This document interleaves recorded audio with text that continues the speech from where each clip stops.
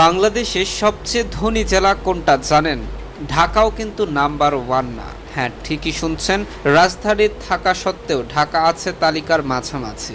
আরও চমকে যাবেন যখন জানবেন একটা জেলা আছে যেখানে প্রতি ১০০ জনে মাত্র ২ জন গরিব মানুষ।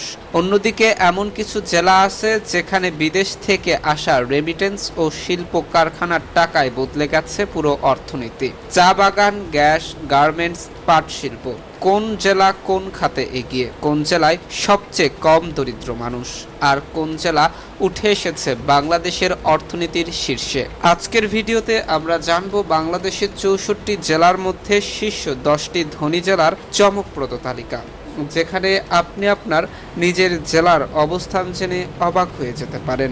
বাংলাদেশের অর্থনৈতিক উন্নয়নের চিত্র দিন দিন বদলাচ্ছে। শিল্পায়ন, রেমিটেন্স, কৃষি উৎপাদন এবং সেবা খাতের বিস্তারের ফলে দেশের বিভিন্ন জেলার অর্থনৈতিক অবস্থানেও এসেছে বড় ধরনের পরিবর্তন। বাংলাদেশের পরিসংখ্যান ব্যুরোর সাম্প্রতিক তথ্য অনুযায়ী দারিদ্র্যের হারকে ভিত্তি ধরে নির্ধারণ করা হয়েছে দেশের শীর্ষ 10টি ধনী জেলা, যেখানে যে জেলার দারিদ্র্যের হার যত কম সেই জেলা তত বেশি অর্থনৈতিকভাবে শক্তিশালী হিসেবে বিবেচিত হয়েছে। এবার চলুন বিস্তারিতভাবে জেনে নেওয়া যাক সেই জেলাগুলো সম্পর্কে। উত্তর পূর্ব অঞ্চলের অন্যতম গুরুত্বপূর্ণ জেলা সিলেট। প্রাকৃতিক সম্পদ ও প্রবাসী আয়ের কারণে অর্থনৈতিকভাবে বেশ শক্তিশালী। প্রাকৃতিক গ্যাস, পাথর, বালু এবং চা শিল্প এই জেলার অর্থনীতির প্রধান ভিত্তি। বিশ্বের বিভিন্ন দেশে বসবাসরত সিলেটিদের পাঠানো বিপুল পরিমাণ রেমিটেন্স এই জেলার অর্থনীতিকে আরও সমৃদ্ধ করেছে। এখানে দারিদ্র্যের হার প্রায় 13%, অর্থাৎ অধিকাংশ মানুষই মধ্যবিত্ত বা ধনী শ্রেণীর অন্তর্ভুক্ত। চা ও রাবার শিল্পের জন্য বিখ্যাত মৌলভীবাজার দেশের অন্যতম সমৃদ্ধ জেলা। এখানে উৎপাদিত চা দেশের চাহিদা পূরণ করে এবং বিদেশেও রপ্তানি হয়। এছাড়া পর্যটন শিল্প ও জেলার অর্থনীতিতে গুরুত্বপূর্ণ ভূমিকা রাখে। দারিদ্র্যের হার মাত্র 11%, ফলে 89% মানুষ সচ্ছল জীবন যাপন করছে। শিল্প ও জ্বালানি খাতে শক্ত অবস্থান তৈরি করেছে ব্রাহ্মণবাড়িয়া। তিতাস গ্যাস ফিল্ড দেশের একটি বড় অংশে গ্যাস সরবরাহ করে। আশুগঞ্জ বিদ্যুৎ কেন্দ্র এবং সার কারখানা দেশের শিল্প খাতকে সমর্থন দিচ্ছে। এখানে দারিদ্র্যের হার প্রায় 10.3%। বাংলাদেশের অন্যতম টেক্সটাইল হাব নরসিংদী, বিশেষ করে মাতবদী ও বাবুরহাট দেশের বৃহৎ কাপড় বাজার হিসেবে পরিচিত। এই জেলার অধিকাংশ মানুষ ব্যবসা ও শিল্পের সাথে জড়িত। দারিদ্র্যের হার প্রায় 10%, যা এই জেলাকে অর্থনৈতিকভাবে শক্তিশালী করেছে। রাজধানী হওয়ার কারণে ঢাকা দেশের অর্থনীতির কেন্দ্রবিন্দু। শিল্প, বাণিজ্য, সেবা খাত সবকিছুর মূল কেন্দ্র এখানে। যদিও বেকারত্ব ও অনিয়ন্ত্রিত নগরায়ন চ্যালেঞ্জ হিসেবে রয়েছে, তবুও দারিদ্র্যের হার প্রায় 10%, ফলে অধিকাংশ মানুষ মধ্যবিত্ত ও ধনী শ্রেণীতে অবস্থান করছে। কৃষিভিত্তিক অর্থনীতির ওপর দাঁড়িয়ে থাকা ফরিদপুর জেলার উন্নয়ন উল্লেখযোগ্য। পাট, ধান, ইক্ষু, গম সহ বিভিন্ন ফসল উৎপাদনে এই জেলা গুরুত্বপূর্ণ ভূমিকা রাখে। এখানে দারিদ্র্যের হার মাত্র 7.7%, যা দেশের মধ্যে তুলনামূলকভাবে কম।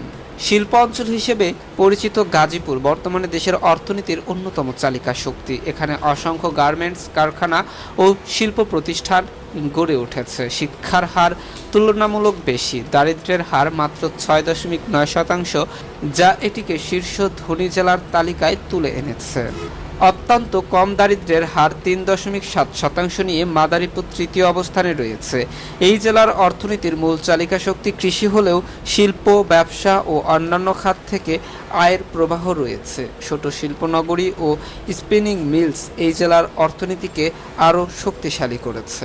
ঐতিহাসিক বিক্রমপুর হিসেবে পরিচিত মুন্সিগঞ্জ বর্তমানে দ্রুত উন্নয়নশীল একটি জেলা।